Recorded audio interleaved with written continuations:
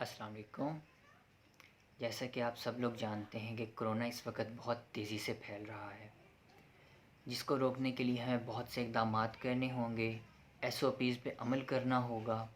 لیکن ان سب کے ساتھ ساتھ ہم اپنے روزمرہ کے کام، اپنے اشیاء وغیرہ خریدے بغیر نہیں رہ سکتے، اور ان سب کے لیے ہمیں بازار اور مارکیٹوں میں جانا ہوتا ہے۔ لیکن بات یہ ہے کہ مارکیٹوں میں سب سے زیادہ رش ہے اور کرونا کے پھیلنے کے خطرات بھی بہت زیادہ ہیں۔ جیسا کہ عید پہ لوگوں نے شاپنگ وغیرہ کرنی ہوتی ہے، اس کے علاوہ ہر ضرورت کی چیز ہمیں مارکیٹ سے ہی ملتی ہے۔ اس کے لیے حکومت کو چاہیے، لوگوں کو چاہیے کہ خاص طور پہ چھوٹی مارکیٹس میں سینیٹائزر گیٹس مہیا کیے جائیں، لگائے جائیں، تاکہ جو بھی وہاں آئے سینیٹائز ہو کے آئے اور سینیٹائز ہو کے ہی باہر جائے، تاکہ کرونا کے جتنے جراثیم ہیں وہ وہیں مر جائیں اور کم سے کم اس بیماری کو پھیلنے سے روکا جا سکے۔